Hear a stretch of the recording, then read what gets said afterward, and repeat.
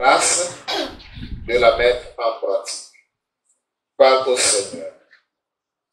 Parle au Seigneur, mon frère. Parle au Seigneur, ma soeur.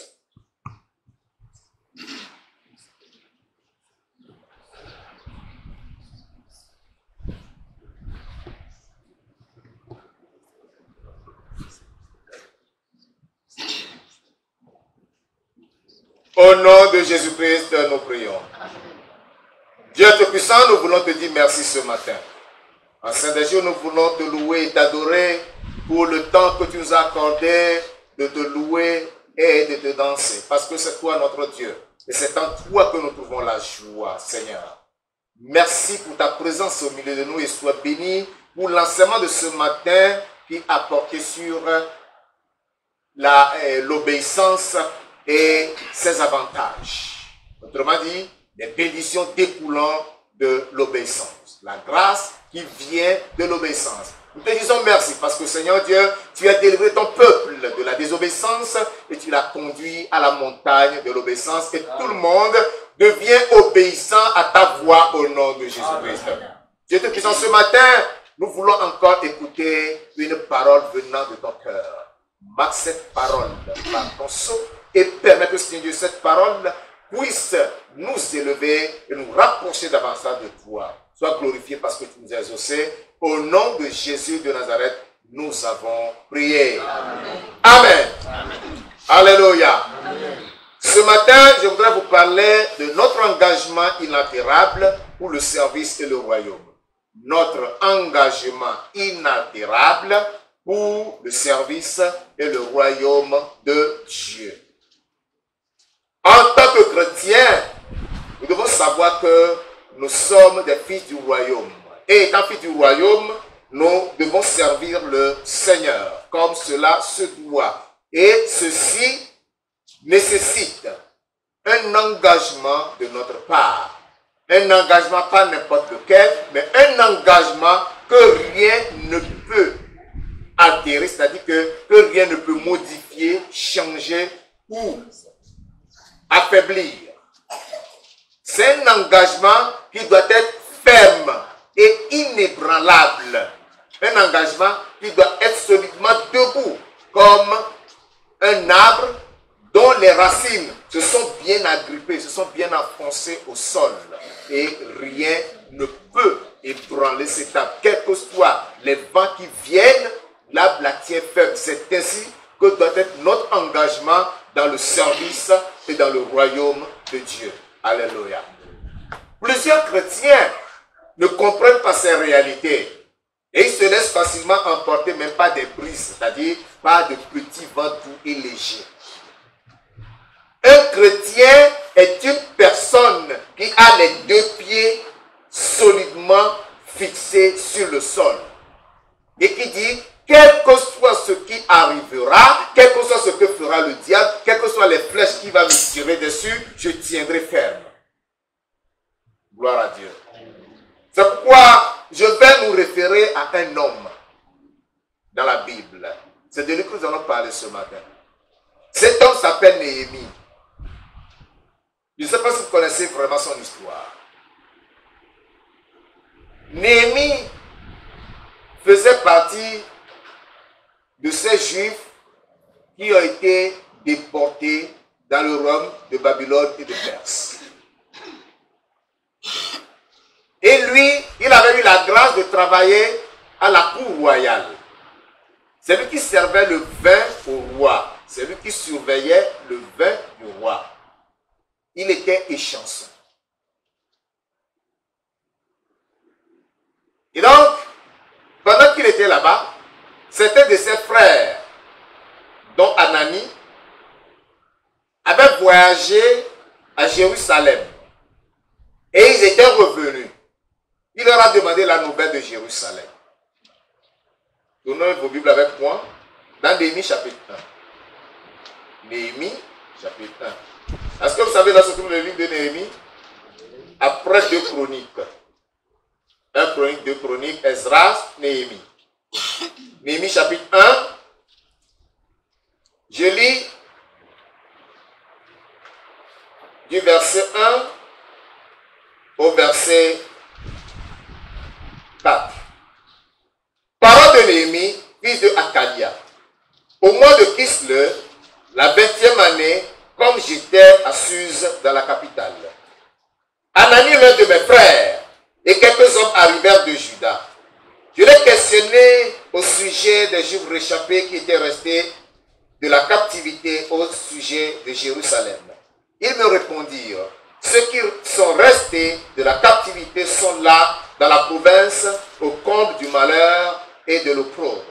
Les murailles de Jérusalem sont en ruine, et ses portes sont consumées par le feu. Voilà la nouvelle qu'on lui annonçait au sujet de Jérusalem et de ses frères qui étaient restés à Jérusalem. Jérusalem était complètement réduite en ruine, plus rien de bon.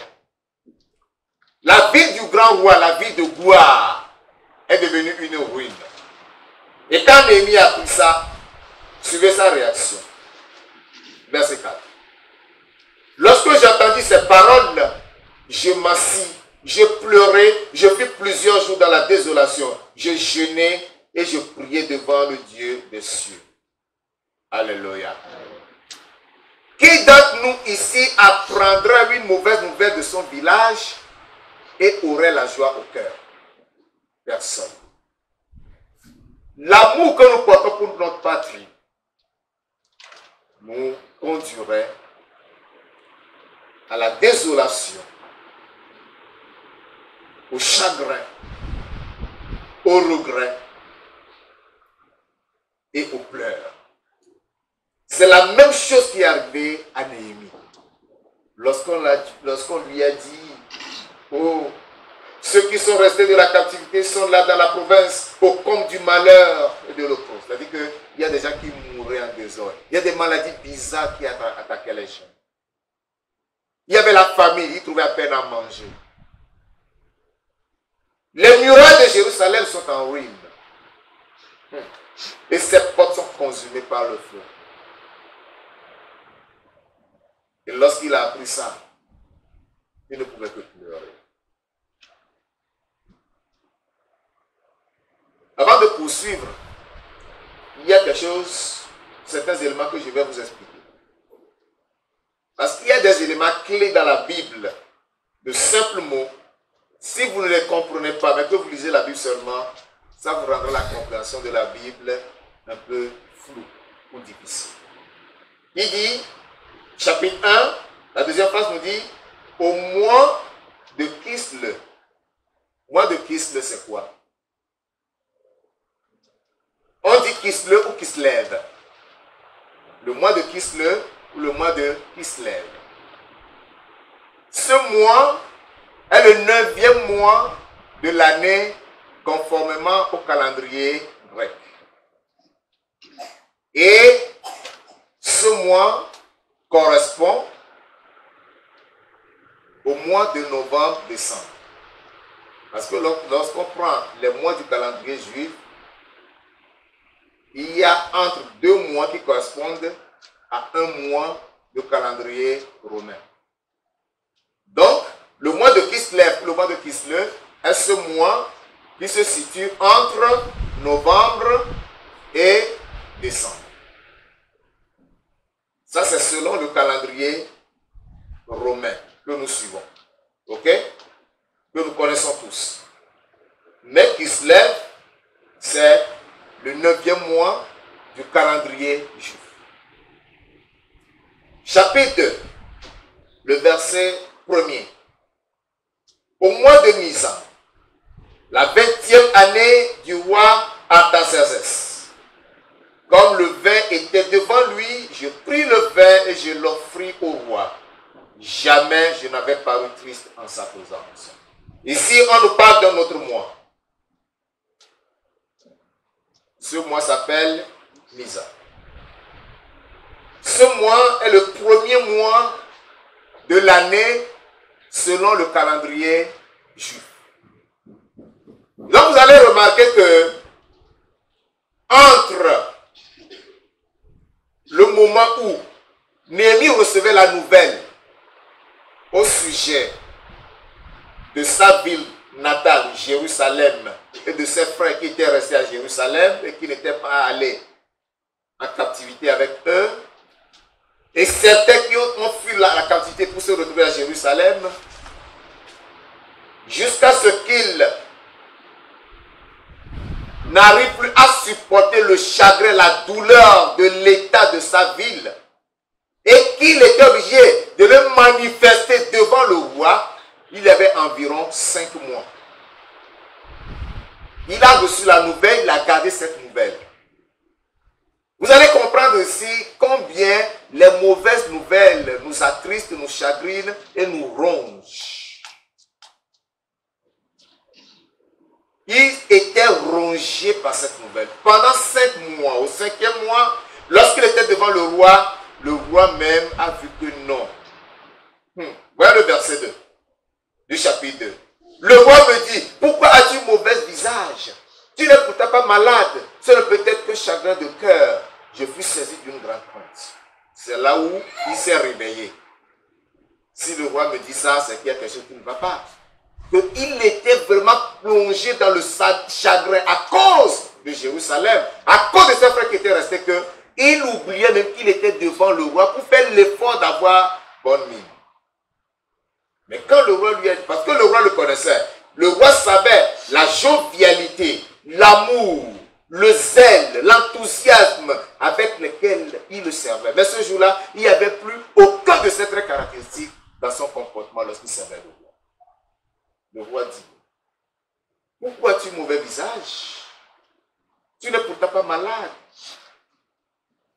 Et Dieu a touché le cœur du roi pour que le roi puisse imaginer ce qui se passe.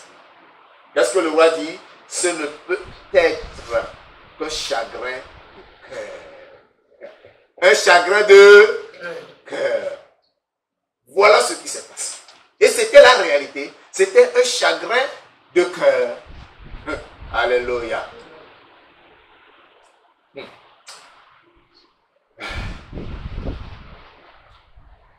Ce sont là les conséquences du patriotisme. Quand tu aimes ta patrie, tu souffres pour ta patrie. Lorsque tu apprends de mauvaises nouvelles, c'est ce qui était arrivé à Néhémie. Et cela devait le pousser à demander, à profiter. Il a sauté sur l'occasion. Ah! Si le roi peut imaginer que j'ai un chagrin de cœur, alors il faut que je saute sur l'occasion. Alléluia. Alléluia. Amen. Verset 3. Et je répondis au roi, que le roi vive éternellement.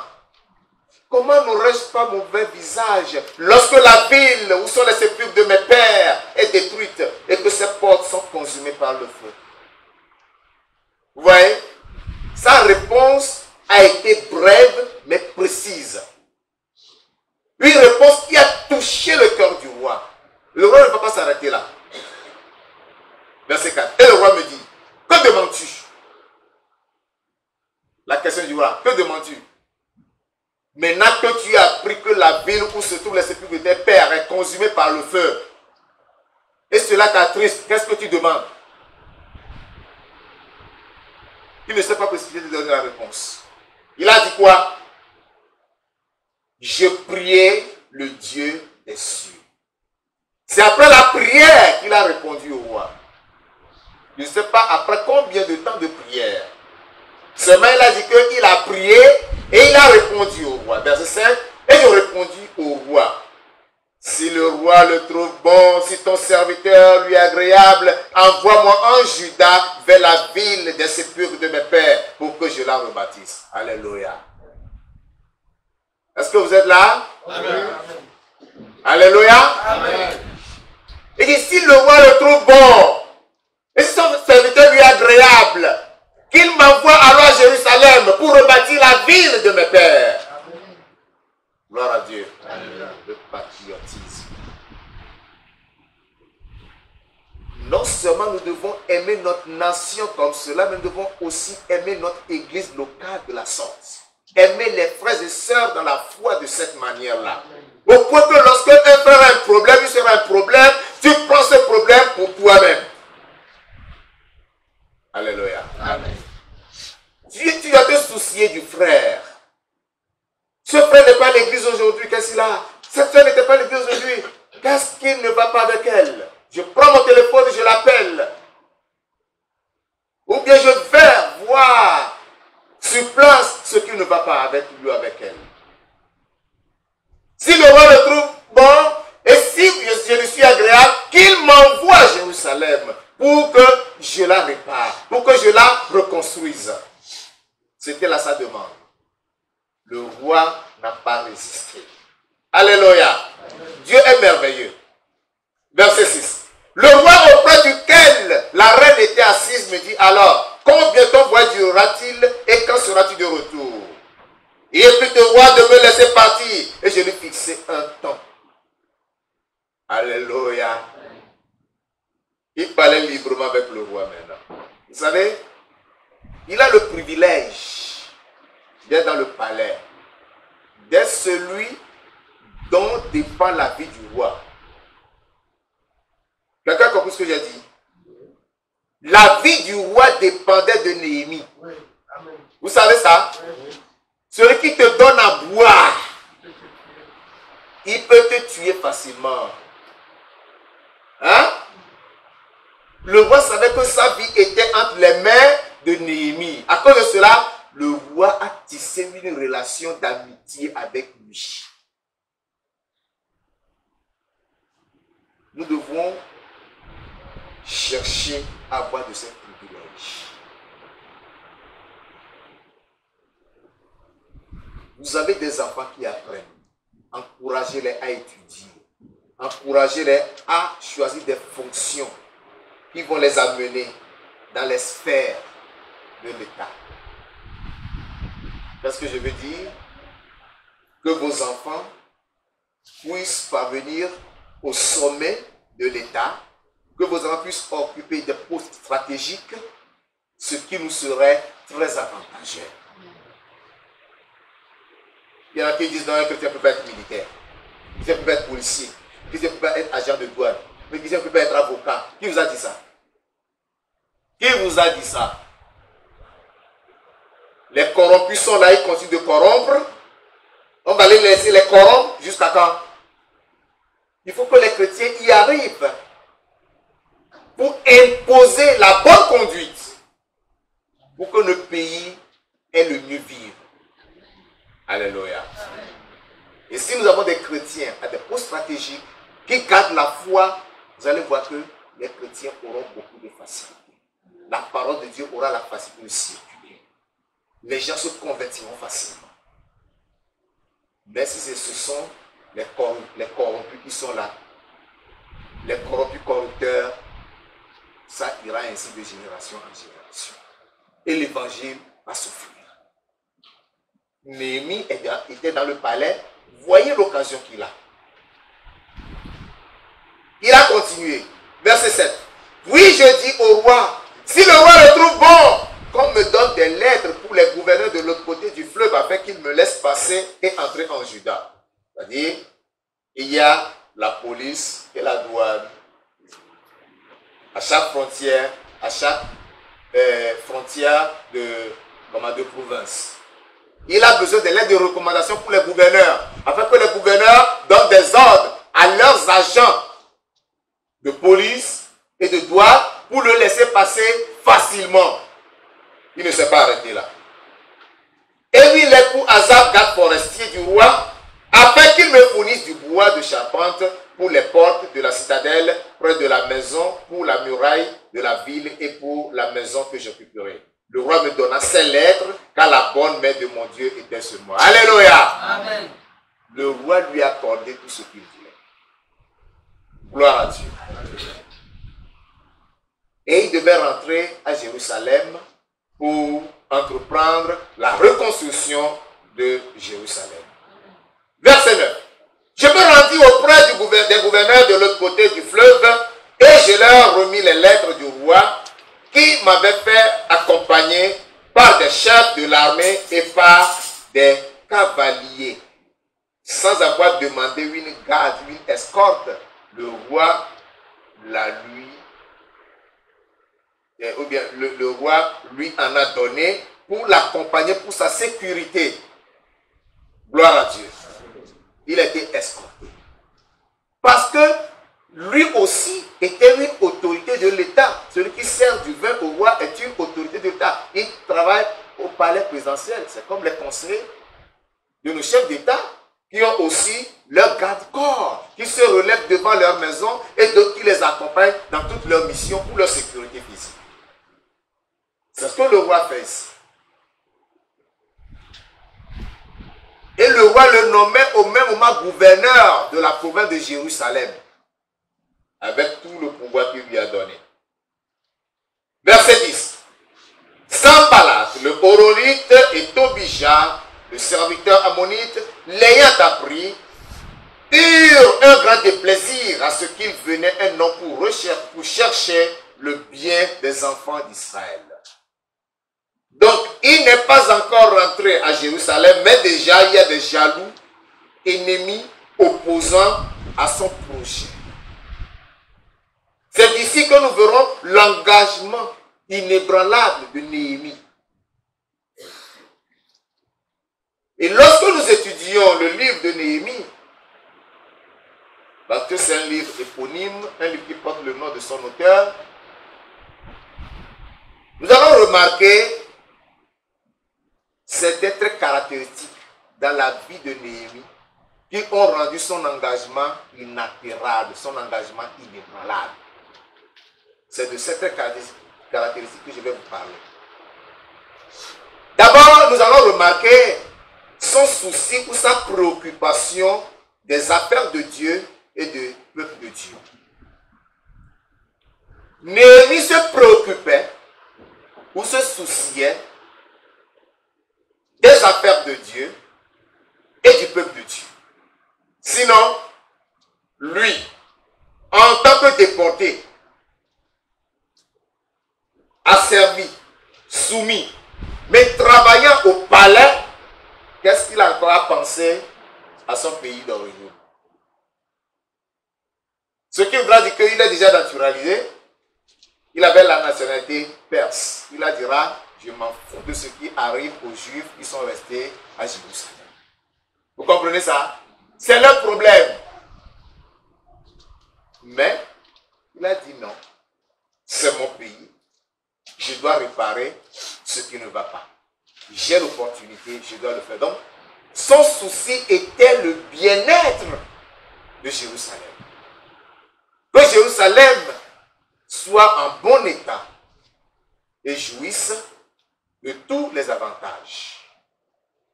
Gloire à Dieu. Ça, c'est la première caractéristique de Néhémie.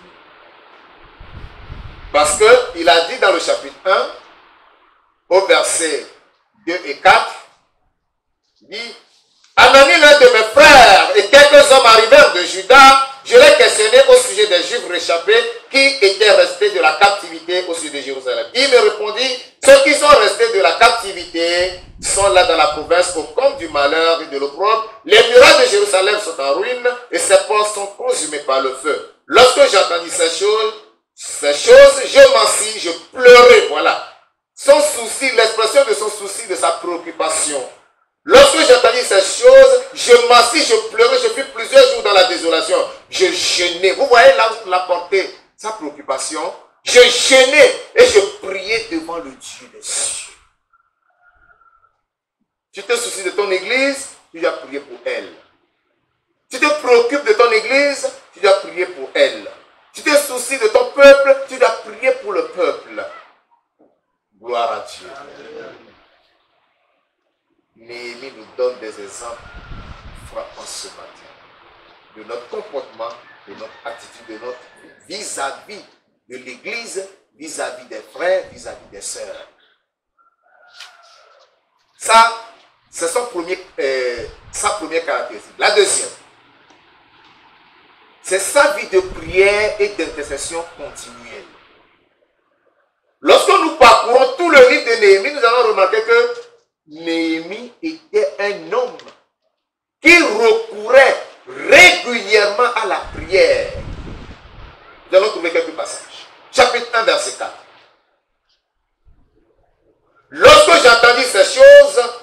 Je m'assis, je pleurais, je fus plusieurs jours dans la désolation. Je jeûnais et je priais devant le Dieu des cieux. Alléluia. Amen. Nous continuons. Chapitre 2, verset 4.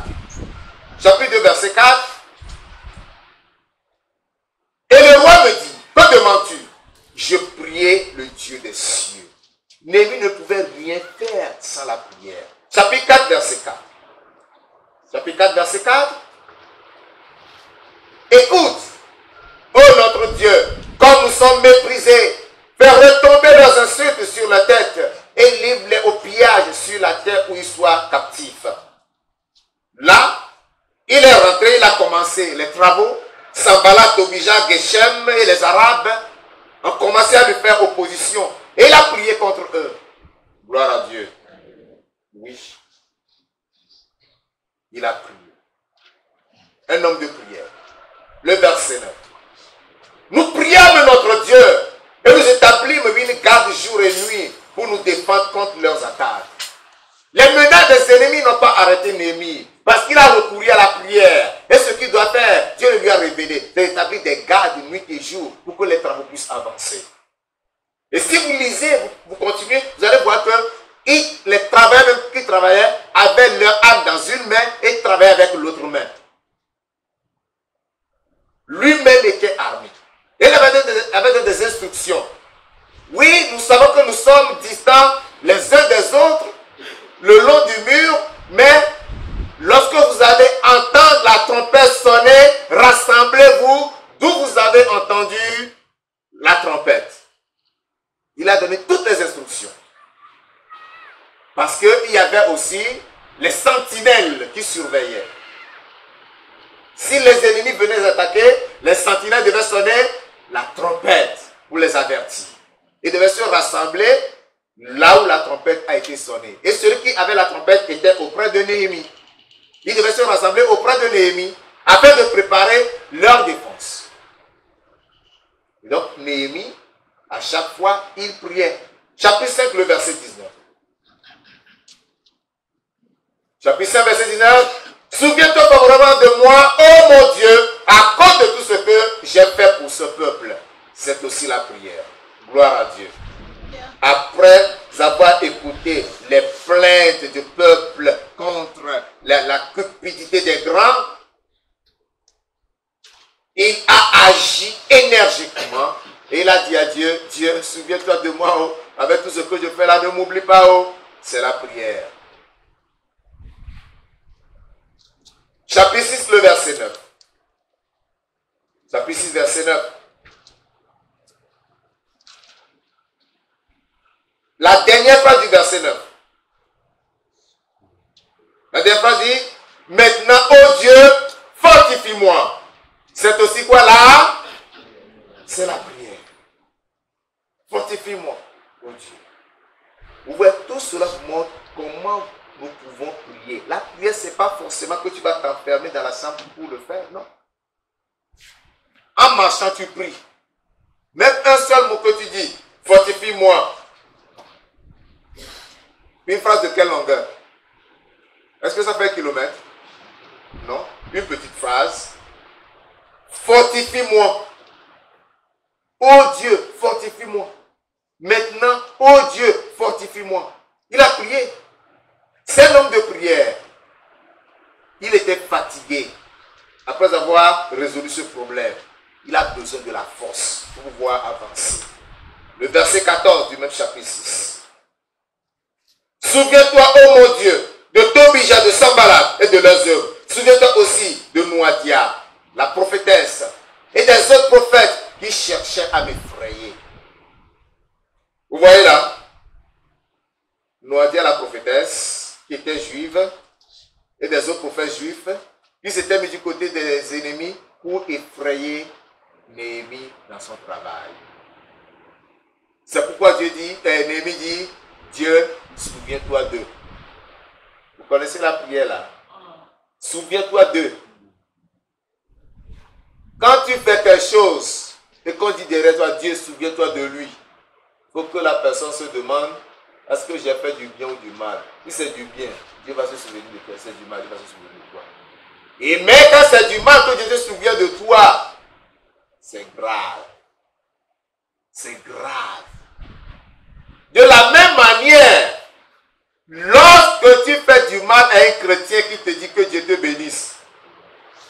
Ne dis pas, oh, malgré ce que je lui ai fait, il demande que Dieu me bénisse. Ce n'est pas la bénédiction. Cette prière s'appelle amasser les charbons ardents de feu sur la tête de quelqu'un. Cette bénédiction s'appelle amasser les charbons ardents sur la tête de quelqu'un. Donc, évitez de recevoir ce genre de bénédiction. Évitez d'offenser quelqu'un qui vous dise que Dieu vous bénisse. Il faut éviter ça. Jésus savait pourquoi il a défendu à cette disciples que nous sommes de maudire, mais de bénir.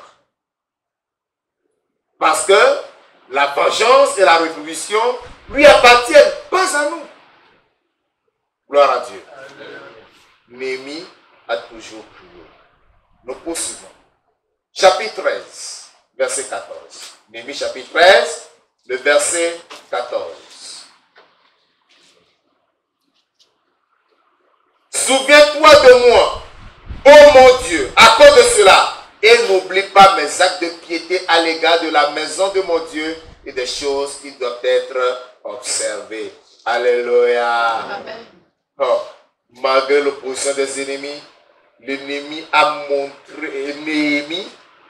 montré son zèle contre les transgresseurs de la loi. Il a rétabli l'ordre dans la maison de Dieu. C'est pour cela que sa prière ici est: souviens-toi de moi, ô mon Dieu, à cause de cela, et n'oublie pas mes actes de piété à l'égard de la maison de mon Dieu et des choses qui doivent être observées. Pour un serviteur qui sert Dieu fidèlement, il pourra dire avec assurance à son Dieu: mon Dieu, souviens-toi de moi à cause du service que je te rends. Alléluia. Oui, tu as le droit de le dire. Et Dieu va se souvenir de toi parce que tu as fait du bien. Il va te récompenser. Voyons le verset 22 du chapitre 13. La dernière partie dit: souviens-toi de moi, ô mon Dieu, à cause de cela, et protège-moi selon ta grande miséricorde. Alléluia. Néhémie ne manquait pas de prier. Il priait régulièrement. Verset 29. Souviens-toi d'eux, ô mon Dieu, car ils ont souillé le sacerdoce et l'alliance contractée par les sacrificateurs et les lévites. Il y a eu des sacrificateurs qui n'ont pas respecté leur alliance. Ils se sont corrompus. Et Néhémie dit: souviens-toi d'eux. Il demande à Dieu de se souvenir d'eux. C'est là une prière que je vous disais tantôt qu'il faut éviter dans votre vie. Évitez qu'on dise derrière vous, après un mauvais acte: Dieu, souviens-toi de lui. Ce n'est pas la bonne prière pour quelqu'un. C'est du charbon de feu, c'est du charbon embrasé, amassé sur votre tête. Il faut éviter ça. Verset 31, le dernier verset. La dernière partie dit: souviens-toi favorablement de moi, ô mon Dieu. Alléluia. Il est sûr, il a convaincu qu'il était dans la volonté parfaite de Dieu, il était dans le plan de Dieu. Alors, il pourra demander maintenant que Dieu se souvienne de lui pour clôturer ou bien pour clore son livre. C'est la dernière phrase du livre. Le livre là, c'est bien terminé sur une note de prière. Souviens-toi de moi favorablement. Il faut qu'à la fin de ta vie, tu puisses dire à Dieu: Seigneur, souviens-toi de moi favorablement. Gloire à Dieu. Si Paul a dit: j'ai combattu le bon combat de là, et j'ai combattu le bon combat, j'ai gardé la foi. Au soir de sa vie, il faut que toi tu sois capable de dire: oui, j'ai combattu le bon combat, j'ai gardé la foi. Désormais, la couronne de justice m'est réservée. C'est ce que veut dire cette prière de Néhémie. Souviens-toi favorablement de moi, ô mon Dieu. Gloire à Dieu. Troisième caractéristique de Néhémie: la décision et la détermination. Mes frères, si tu n'es pas un homme de décision, si tu n'es pas un homme de détermination, tu ne pourras pas faire la marche chrétienne. Tu feras plutôt une aventure chrétienne. nous devons faire la marche chrétienne, c'est-à-dire demeurer en Christ, obéir à Christ comme nous l'a enseigné ce matin, garder la foi jusqu'au bout. Nous ne sommes pas des aventuriers dans la maison de Dieu. Nous ne sommes pas des aventuriers dans notre communion avec Dieu. Mais nous sommes des disciples de Jésus-Christ. Alléluia. À cause de cela, il nous faut une décision. Aujourd'hui, je décide et je me résous de ne plus commettre la fornication que j'avais l'habitude de commettre. Aujourd'hui, je m'engage, Seigneur, devant toi, de ne plus boire le vin que j'ai l'habitude de boire. Seigneur, aujourd'hui, je m'engage devant toi et je me décide de ne plus jamais me bagarrer selon que j'en avais l'habitude. Et tu tiens ferme dans cette décision. C'est ça la vie chrétienne. C'est une vie de décision. C'est une vie de détermination, de résolution. Néhémie chapitre 2, le verset 17. Néhémie chapitre 2, verset 17. Je leur dis alors, vous voyez le malheureux état où nous sommes, Jérusalem est détruite et ses portes sont consumées par le feu. Venez, rebâtissons la muraille de Jérusalem et nous ne serons plus dans le trouble. Nous voyons là la décision de Néhémie. Lorsqu'il était arrivé à Jérusalem, il a fait le tour, il a inspecté de nuit, il s'est levé seul, il a pris sa monture, il a inspecté toutes les murailles de Jérusalem. Et maintenant il est revenu vers les grands, les magistrats de la ville. Il leur a dit, ah, voyez le malheureux état où nous sommes. Levez-vous et bâtissons la ville. C'est une décision. Il faut que toi-même tu sois dégoûté de ta vie de péché. Il faut que tu en aies honte. Et que tu prennes une décision. Aujourd'hui, cette vie, j'en ai marre. Je l'abandonne.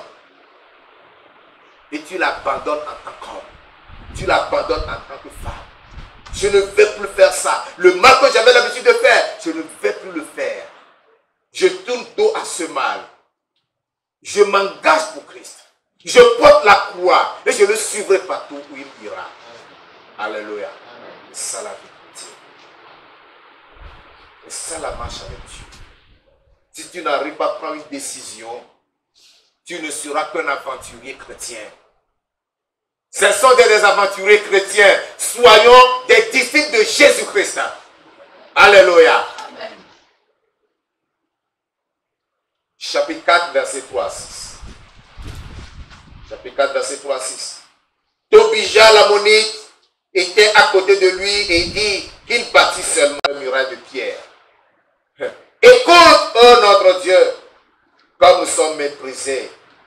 Fais retomber leurs insultes sur la tête et livre-les au pillage sur une terre où ils soient captifs. Ne pardonne pas leur iniquité et que leur péché ne soit pas effacé de devant toi, car ils ont offensé ceux qui bâtissent. Nous rebâtîmes, le verset 6, nous rebâtîmes la muraille qui fut partout achevée jusqu'à la moitié de sa hauteur. Et le peuple prit à cœur ce travail. La détermination, malgré les oppositions. La détermination, malgré les menaces. La détermination, malgré l'adversité. Mon frère, la vie chrétienne est une vie de détermination. Hier, vous avez écouté les témoignages qui ont été rendus au sujet de votre pasteur. Quand Dieu m'a visité, qu'il m'a parlé, et j'ai pris la décision d'obéir. S'il faudrait que j'écoute tout ce qui se disait sur moi, nous ne serons pas ici aujourd'hui. Mais, qu'est-ce que je faisais? Je disais, le chien aboie, la caravane passe. Tout se racontait, tout se disait, tout se forgeait sur mon compte. Et cela me ressemblait exactement. Mais, je disais que vous ne connaissez pas. Le jour viendra. Ce secret se trouve dans mon ventre. Le jour viendra. Vous le saurez. Et hier, ils l'ont su. Alléluia. Est-ce que c'est moi qui avais parlé? Non. Ça ne viendra pas de moi. Quand j'ai appelé la soeur pour dire, ma soeur, je l'ai appelé le soir de vendredi. Hein. Demain, tu seras là, oui. Ok. Quand tu viendras là, tu vas parler de moi. Il me dit, oh, je vais dire quoi? Je vais dire, mais tu me connais? Dis ce que tu connais de moi. Je ne lui ai donné aucune orientation, même au pasteur Damien. Je n'ai donné aucune consigne, je n'ai rien mis dans la bouche de personne. J'ai dit, dis ce que vous savez de moi. Elle a parlé hier, vous avez entendu, non? Hein? Est-ce que je vous ai dit que quand j'ai reçu l'appel, je suis allé l'annoncer à une sœur? J'ai déjà dit ça à quelqu'un? Non. Elle s'est souvenue de tous les détails. Quand j'étais allé chez elle, elle m'a dit, non, le Seigneur vient de me parler. Oui, c'est ça que tu venais me dire. Elle a dit ça hier, non? Et avant que je n'arrive, les flèches partaient dans tous les sens. C'est ça qui a fait que certains n'ont pas pu venir ici. Ils ont été invités, mais ils n'ont pas pu. Ils ne le pourront pas. À cause de ce que leurs bouches ont déposé contre moi et qu'ils voient aujourd'hui le contraire. Quelqu'un était venu l'autre jour. C'était, je pense, vendredi dernier. Il dit, ah, my brother, I can no longer recognize the place. Oh! Et quand je l'ai... Ah, vous n'avez pas compris ça. Il a dit, oh mon frère, je ne peux plus reconnaître ici. Et quand je lui ai dit, voilà l'église, il dit, oh, so the Lord is doing it. Yes, the Lord is doing it. Alléluia. Amen. Je lui ai dit, voici l'église, il dit, oh, donc le Seigneur le fait. Je dis, oui, le Seigneur le fait. Alléluia. Amen. Parce que pour lui, le Seigneur ne pourra pas le faire. Est-ce que c'est moi qui le fais? C'est le Seigneur qui le fait. Il fera de plus grand. Amen. Alléluia. Amen. Ce n'est que le début du commencement. Amen. Aussi longtemps que mes deux pieds seront affermis sur Christ, j'avancerai. Amen. Il faut la décision, il faut la détermination. Sois déterminé. Dis ce péché, je romps avec toi aujourd'hui, 8 fois pour toutes. Amen. Alléluia. Amen. Quelqu'un mettra-t-il du feu dans ses chaussures sans qu'il ne brûle? Répondez. Est-ce que tu mettras du feu dans ta chaussure sans que tu ne brûles? Tu vas bien brûler. Comment tu vas mettre le feu dans ta chaussure et vouloir marcher? Comment vivre avec le péché et être en même temps en communion avec Dieu? Ce n'est pas possible. Si tu aimes Dieu, tu veux être avec Dieu, mon frère bien-aimé, coupe le point avec le péché. Coupe le point avec la mauvaise compagnie. Coupe le point avec les partenaires de péché. Pour avoir une vie heureuse. Obéis à Dieu. Et ta vie aura un sens. Alléluia. Néhémie était un homme courageux. Ça, c'est sa quatrième caractéristique. Son courage. Il te faut le courage. Parce que les choses difficiles arriveront. Il y aura des moments difficiles. Des temps de crise. Il faut être courageux pour avancer. Si tu n'as pas le courage, tu vas jeter l'éponge. Et le courage, Néhémie l'avait. Voyons Néhémie chapitre 4. À partir du verset 7.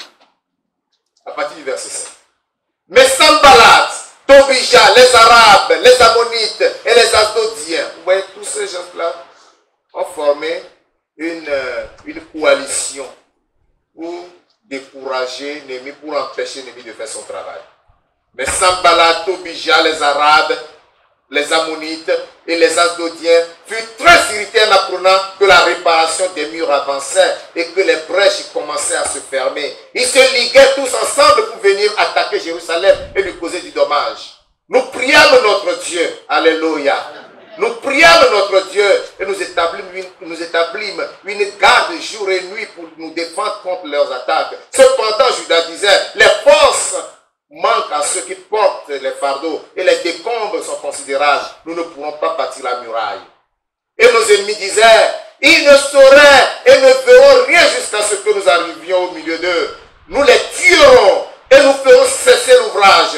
Or, les Juifs qui habitaient près de 10 fois nous avertis de tous les lieux d'où ils se rendaient vers nous. pourquoi je plaçais dans les enfoncements derrière la muraille et sur les terrains secs le peuple par famille, tous avec leurs épées, leurs lances et leurs arcs. Alléluia. Verset 14. J'ai regardé et m'étant levé, je dis aux grands, aux magistrats et au reste du peuple, ne les craignez pas. Souvenez-vous du Seigneur, grand et redoutable, et combattez pour vos frères, pour vos fils et vos filles, pour vos femmes et pour vos maisons. Alléluia. Amen. Ça s'appelle le courage. Les Juifs étaient allés les avertir que vos ennemis viennent pour vous attaquer. Mais Néhémie a dit quoi à ceux-là qui travaillaient avec lui? Il a dit, souvenez-vous du Seigneur grand et redoutable. Comptez sur votre Dieu. Prenez appui sur lui. Ayez confiance en votre Dieu. Et ne craignez pas ceux-là qui viennent vous attaquer. Il combattra pour vous et vous délivrera. Alléluia. Tout comme Moïse devant les enfants d'Israël. Ils étaient arrivés à la mer Rouge. Ah. Lorsqu'ils ont regardé derrière, ils voyaient l'armée égyptienne qui venait, furieuse. Quand ils regardent devant, c'était la mer Rouge. De part et d'autre, il n'y a pas de passage. Les enfants d'Israël s'agitaient. Moïse, tu nous as fait sortir d'Égypte pour venir nous faire périr ici. Moïse, pourquoi tu nous as fait ça? Moïse a dit, calmez-vous. Vous n'avez pas combat dans cette affaire. Car les Égyptiens que vous voyez aujourd'hui, vous ne les verrez plus jamais. Que quelqu'un dise Amen. Amen. Les ennemis que vous voyez aujourd'hui, vous ne les verrez plus jamais. Est-ce qu'ils ont revu ces Égyptiens-là? Ils sont passés où? L'histoire racontait que les archéologues marins ont découvert les roues des chars, les pièces des chars au fond de la mer Rouge. C'est confirmé. Alléluia. Alléluia. Ce n'est pas une histoire, c'est une réalité. Les chars étaient enterrés dans la mer. Alors que les enfants d'Israël ont traversé la Seine. On n'a plus jamais revu cette armée égyptienne.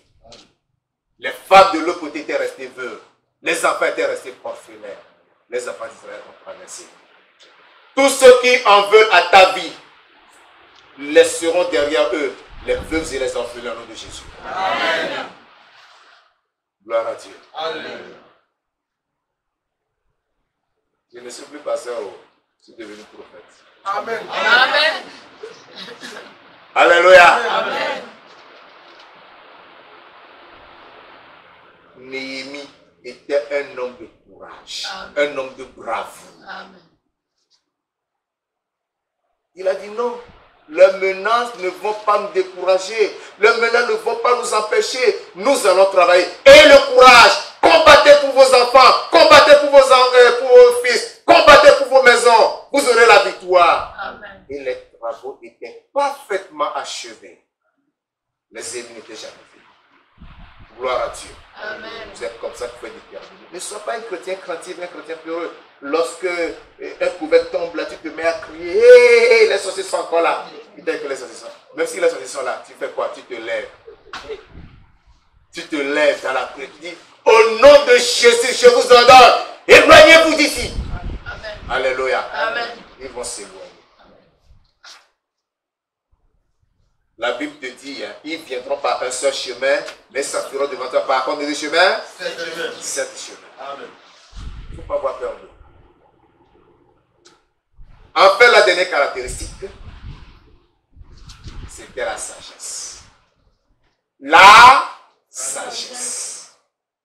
Tu peux posséder tout ce qui précède les 4 caractéristiques. C'est-à-dire avoir le souci, la préoccupation, et être un homme de prédilection, un homme de décision, de détermination, avoir le courage. Mais si tu n'as pas la sagesse, tu pourras échouer. La sagesse a permis à Néhémie d'être stratège.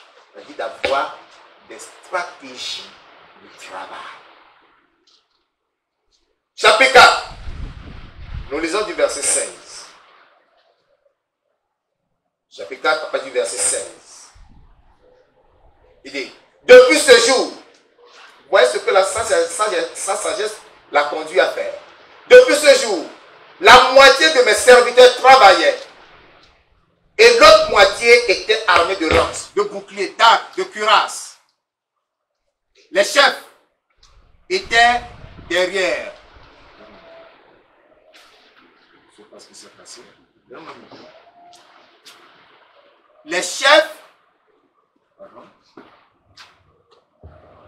Les chefs étaient derrière toute la maison de Juda. Verset 17. Ceux qui bâtissaient la muraille et ceux qui portaient ou chargeaient les fardeaux travaillaient d'une main et tenaient une arme de l'autre. Chacun d'eux avait son épée ceinte autour de ses reins. Celui qui sonnait de la trompette se tenait près de moi. Je dis aux gardes, aux magistrats et au reste du peuple, l'ouvrage est considérable et étendu, et nous sommes dispersés sur la muraille, éloignés les uns des autres. Au son de la trompette, rassemblez-vous auprès de moi vers le lieu d'où vous l'entendrez. Notre Dieu combattra pour nous. Amen. Verset 21. C'est ainsi que nous poursuivions l'ouvrage, la moitié d'entre nous, la lance à la main depuis le lever de l'aurore jusqu'à l'apparition des étoiles. Dans ce même temps, je dis encore au peuple que chacun passe la nuit dans Jérusalem avec son serviteur. Faisons la garde pendant la nuit et travaillons pendant le jour. Et nous ne quittions point nos vêtements. Ni moi, ni mes frères, ni mes serviteurs, ni les hommes de garde qui me suivaient. Chacun n'avait que ses armes et de l'eau. Amen. Alléluia. Amen. Sans la sagesse, il ne pouvait pas s'organiser de cette manière. Il a organisé le travail. Tu travailleras étant armé. L'âme dans une main. L'âme dans une main. Et le travail avec l'autre main. Et il a dit, celui qui sonne la trompette est auprès de moi. Lorsque vous allez écouter le son de la trompette, venez vous rassembler auprès de moi. Alléluia. Amen. Nous avons besoin de la sagesse dans tout ce que nous faisons. Et Jacques a dit, si quelqu'un parmi vous manque de la sagesse, qu'il la demande à Dieu, qui donne à tous simplement. Il lui sera donné simplement et sans reproche. Gloire à Dieu. Alléluia. Nous avons besoin de la sagesse. La vie chrétienne a besoin de la sagesse. Le comportement chrétien a besoin de la sagesse. Sinon tu vas faire beaucoup de dégâts. Tu vas échouer. Après tu vas dire, c'est Dieu qui ne m'écoute pas, c'est Dieu qui n'est plus vivant, c'est Dieu qui n'écoute plus les prières. Alors que toi-même tu as manqué de sagesse. Mes frères bien-aimés, le Seigneur nous aidera. Amen. Alléluia. Amen. Le Seigneur nous aidera. Lorsque nous engageons dans le service et le royaume de Dieu, nous devons posséder les 5 caractéristiques que Néhémie avait et qui lui ont permis d'accomplir l'œuvre pour laquelle il a demandé la permission au roi et pour laquelle il était rentré à Jérusalem. En 52 semaines, il a rebâti toute la ville de Jérusalem. Il a remis de l'ordre partout. Il est retourné à Suse pour faire le compte rendu au roi, tout en respectant le délai qu'il a fixé au roi. Il était fidèle. Gloire à Dieu. Que la fidélité et l'obéissance nous guident dans tout ce que nous faisons. Amen. Alléluia. Amen. Je bénis le Seigneur pour votre patience. Amen. Et je le glorifie parce que quelqu'un a compris quelque chose. Amen. Levons-nous pour la prière.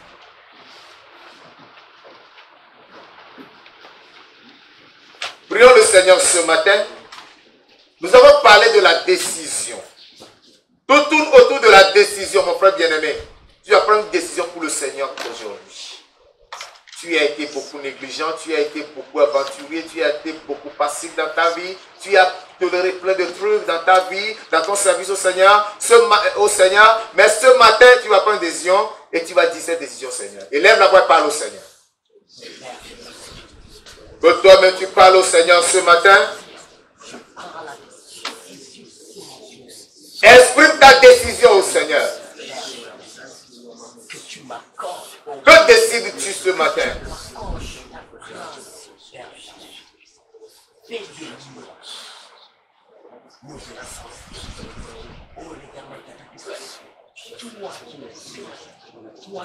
Un homme m'a dit, moi je suis décidé de suivre Jésus. La croix devant moi, le monde derrière moi. Je le suivrai, je le suivrai. Même si je suis seul, abandonné de tous, je le suivrai. Et toi, que décides-tu aujourd'hui? Quel engagement prends-tu aujourd'hui? Quelle est ta résolution? Quelle est ta détermination? Parle à Dieu.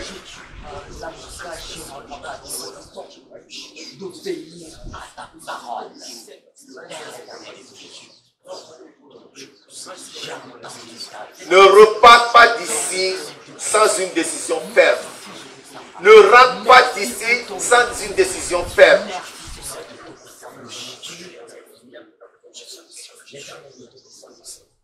Tu dois réaliser qu'il y a une chose qui marche plus près de nous, c'est la mort. Tu ne peux pas la chasser. Elle peut t'attraper à tout moment. Mais ta décision ce matin fera que si la mort t'atteint, tu n'auras rien à regretter.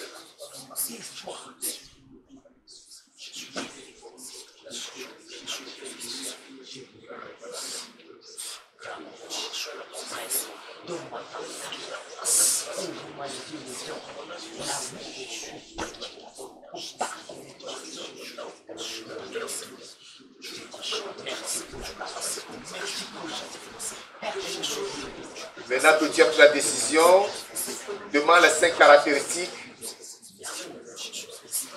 Le souci ou la préoccupation.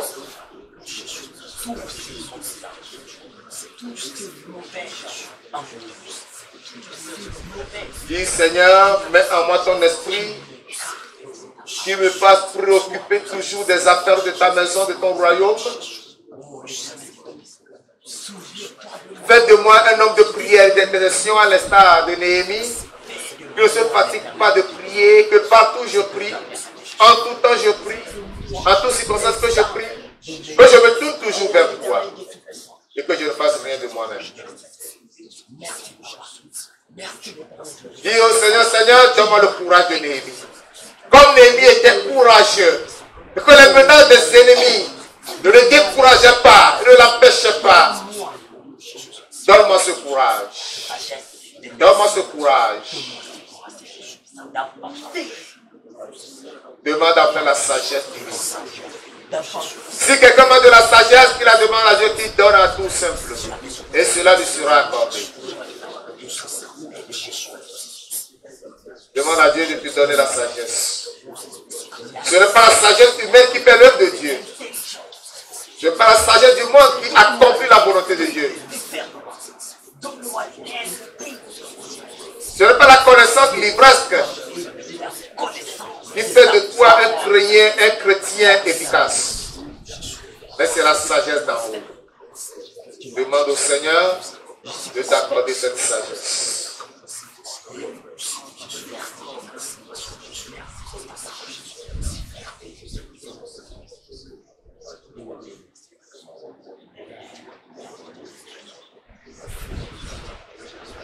Au nom de Jésus-Christ, nous prions. Amen. Dieu notre Père, nous voulons te dire merci ce matin et te magnifier pour ta grâce qui nous a soutenus et conduits jusqu'à présent. Merci pour le Saint-Esprit qui nous a parlé ce matin. Que ton nom soit exalté, que ton nom soit magnifié pour ton amour pour nous. Seigneur Dieu Tout-Puissant, nous voulons et nous demandons que tu fasses de chacun de nous ici un Néhémie au nom de Jésus-Christ. Que nous nous préoccupions de ton royaume et de ton œuvre. Que nous ayons de soucis les uns pour les autres, afin de nous supporter, afin de nous chercher le bien mutuel au nom de Jésus-Christ. Que chacun de nous soit une personne de décision et de détermination. Et comme Seigneur Dieu, nous avons prié ce matin, je crois que tes enfants ont pris des décisions. Je demande Seigneur Dieu qu'à cause de cela, la décision qu'ils ont prises soient matérialisées dans leur vie. Et que cela change leur vie au nom de Jésus-Christ. Qu'il y ait la transformation dans leur vie au nom de Jésus-Christ. Ainsi, je demande ce matin, Père de gloire, que l'échec dans leur vie soit transformé en réussite au nom de Jésus-Christ. Que l'ignominie soit transformée en gloire au nom de Jésus. Que le malheur devienne le bonheur au nom de Jésus-Christ. Que l'abaissement devienne l'élévation au nom de Jésus-Christ. Seigneur Dieu Tout-Puissant, les enfants ont besoin d'une vie de prière et d'intercession. Répand sur eux l'esprit de prière et d'intercession au nom de Jésus. Qu'ils soient toujours bouillants de prière, qu'ils soient toujours en feu, en flamme dans la prière, et qu'ainsi ils deviennent une terreur pour le monde des ténèbres au nom de Jésus-Christ. Saint-Esprit, investis-les du courage, afin que Seigneur, ils ne reculent devant aucune situation adverse, mais qu'ils aient le courage de continuer, de persévérer, comme Néhémie jusqu'à la fin, au nom de Jésus-Christ. Dieu Tout-Puissant, que ta sagesse guide tes enfants dans tout ce qu'ils font. Accorde la sagesse au nom de Jésus-Christ. Dieu Tout-Puissant, nous voulons te dire merci ce matin parce que tu nous as exaucés. Que la gloire et la louange te soient rendues pour ta fidélité. Au nom de Jésus de Nazareth, nous avons prié. Amen. Amen.